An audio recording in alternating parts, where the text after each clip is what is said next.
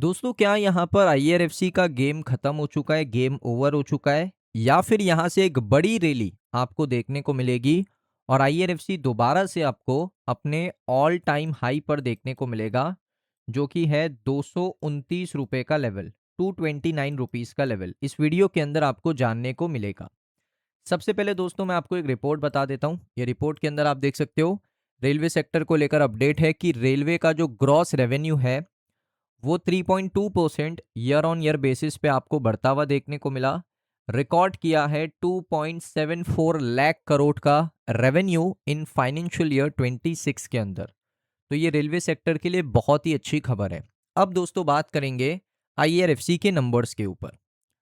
अब यहाँ पर सबसे पहले मैं आपको क्वार्टर पे लेकर आता हूँ।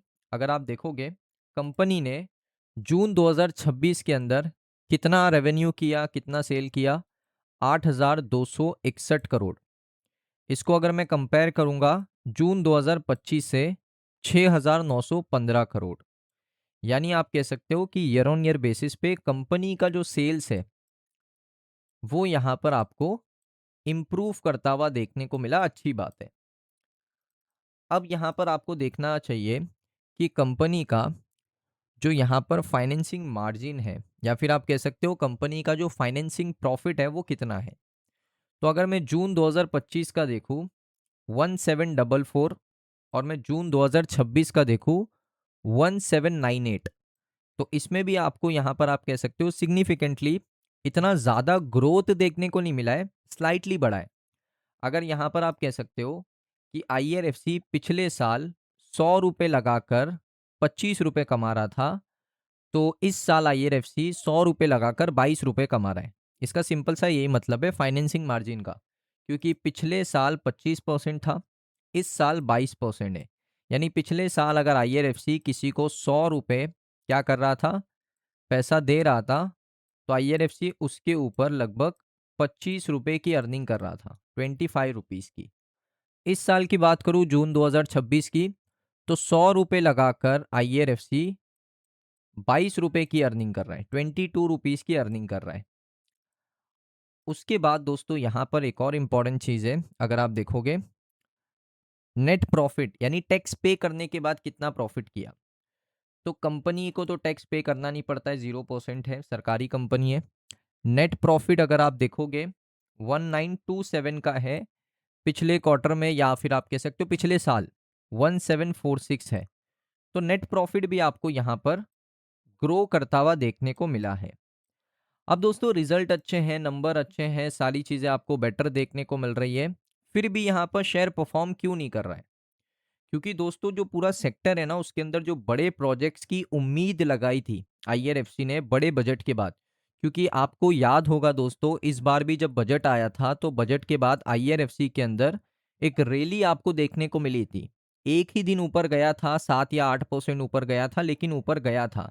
तो हमेशा आईआरएफसी ये एक्सपेक्ट करता है कि जब सरकार इतना बड़ा बजट अनाउंस कर रही है, 2,93,000 करोड़ का बजट आया था फाइनेंशियल ईयर 26 के अंदर, 2,93,000 करोड़ का जब इतना बड़ा बजट आ रहा है, तो आईआरएफसी और हमारे जैसे इन्वेस्टर यही एक्सपेक्ट करते हैं कि सरकार प्रोजेक्ट भी उसी बेसिस पे बड़े बड़े प्रोजेक्ट्स को अनाउंस करेगी, बड़े बड़े टेंडर्स को क्या करेगी, ऑफलोड करेगी मार्केट में, और आईआरएफसी के पास एक फाइनेंसिंग अपॉर्चुनिटी होगी उन प्रोजेक्ट्स को फंड देने के लिए। अब दोस्तों मेरे दिमाग में एक चीज़ चल रही है जो मैं आपको बताता हूँ, और सभी आईआरएफसी के इन्वेस्टर के दिमाग में चलनी चाहिए। अगर दोस्तों ये खबर आती है, हाल फिलहाल में अगर ये खबर आती है, वैसे आई नहीं है अभी तक, अगर आती है ये खबर कि आईआरएफसी अब पावर प्रोजेक्ट्स को फंड देना शुरू करने वाला है, यानी पावर कंपनीज जो भारत की पावर जनरेशन कंपनीज हैं उनको आईआरएफसी फंडिंग करने वाला है, उनको आईआरएफसी फाइनेंस करने वाला है, उनको आईआरएफसी लेंडिंग करने वाला है पैसा अपना, तो आप उसी दिन के बाद से देख लेना आईआरएफसी के अंदर एक बड़ी रैली आपको शुरू होती हुई देखने को मिलेगी। अब दोस्तों मैं ऐसा क्यों कह रहा हूँ, यहाँ पर एक नंबर मैंने निकाला है आपके लिए, ध्यान से देखना। ये देख सकते हो, ये है आपका करंट रेशो। ये मुझे बताता है कि कंपनी के पास कितना लिक्विडिटी है, कितना कैश है।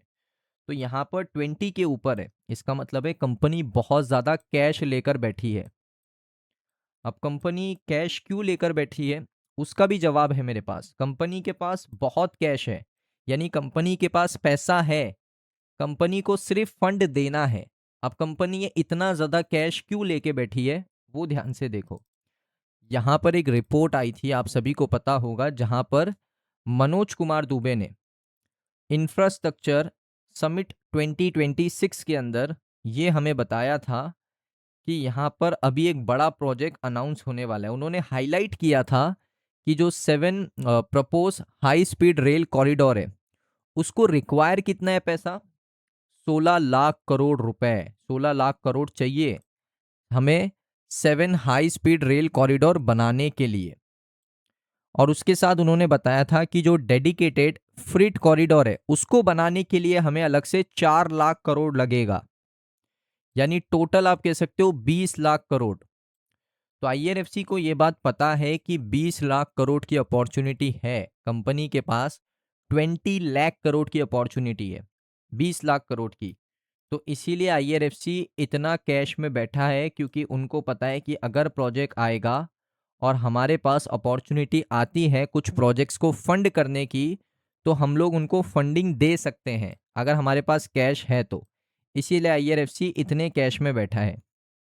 अब एक और इम्पॉर्टेंट चीज़ मैं आपको बताता हूँ। मैंने आपको कहा था ना कि अगर पावर सेक्टर कंपनीज को, पावर कंपनीज को, फर्टिलाइजर कंपनीज को आईआरएफसी और ज़्यादा फंडिंग देने लगा ना, तो ये शेयर रैली कर जाएगा। ये शेयर के अंदर आपको एक रैली देखने को मिलेगी। ऐसा क्यों कह रहा हूँ, आप खुद ही हिसाब लगा लो।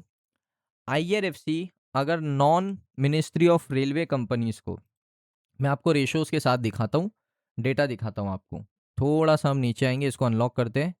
ये देख सकते हो, अगर IRFC non ministry of railway companies, जिसको हम लोग कहते हैं बैकवर्ड फॉरवर्ड लिंकेज कंपनीज की बात कर रहा हूँ, बैकवर्ड फॉरवर्ड लिंकेज, उनको फंडिंग देता है, तो वहां से जो आप कह सकते हो मार्जिन मिलता है, वो मिलता है 220 बीपीएस, 250 बीपीएस। और जब मिनिस्ट्री ऑफ रेलवे कंपनीज को आईआरएफसी फंडिंग देता है, तो वहां पर जो मार्जिन मिलता है वो 0.25%, मैक्सिमम 0.50%, इससे ज़्यादा नहीं मिलता है। और अगर मैं इसको बीपीएस से कन्वर्ट करके परसेंटेज में कन्वर्ट करूँ, तो परसेंटेज में ये कन्वर्ट होकर हो जाएगा 2.2% से लेकर 2.5%। आप कह सकते हो ज़मीन आसमान का फ़र्क है। अगर आईआरएफसी कोई मिनिस्ट्री ऑफ रेलवे कंपनी को फंडिंग देता है, फाइनेंस करता है, एग्जाम्पल के लिए आरवीएनएल, तो आरवीएनएल अगर आईआरएफसी से लोन लेगा, तो उसको सिर्फ यहाँ पर इतना ही पेमेंट करना है एक्स्ट्रा। यानी अगर 100 करोड़ का लोन ले रहा है, तो उसके ऊपर सिर्फ 0.25% का ही इंटरेस्ट देना पड़ेगा। और अगर कोई non ministry of railway company loan लेती है जो रेलवे से लिंक करती हो, उसको 2.5% से लेकर 2.2% तक का इंटरेस्ट प्रोवाइड करना पड़ेगा आईआरएफसी को। तो उससे आईआरएफसी का जो फाइनेंसिंग मार्जिन है वो बढ़ जाएगा। तो ये बात आपको समझ में आ रही है। इसीलिए इंपॉर्टेंट है कि non ministry of railway companies को आईआरएफसी ज़्यादा से ज़्यादा फंडिंग दे, जिससे उनका ज़्यादा बड़ा मार्जिन क्रिएट हो और ज़्यादा प्रॉफिट बने।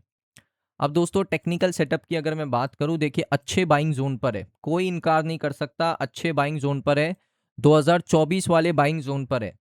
अगर यहां से थोड़ा गिरकर एक ऑर्डर ब्लॉक को टैप करता है, तो अगेन आपको एक बाइंग देखने को यहां से मिल सकती है, और एक सपोर्ट की तरह भी ये लेवल काम कर रहा है। ये लेवल है 75 रुपीज़ का, 75 का बाइंग जोन है। कल की वीडियो में भी मैंने आपको बताया था। सो दोस्तों, ये वीडियो कैसा लगा आपको कमेंट सेक्शन में बताइए। अगर आपको वीडियो अच्छा लगा, वीडियो को लाइक करें। चैनल के ऊपर अगर आप पहली बार आए हो, सब्सक्राइब कर लो। मिलता हूं मैं आप सभी लोगों को नेक्स्ट वीडियो के अंदर।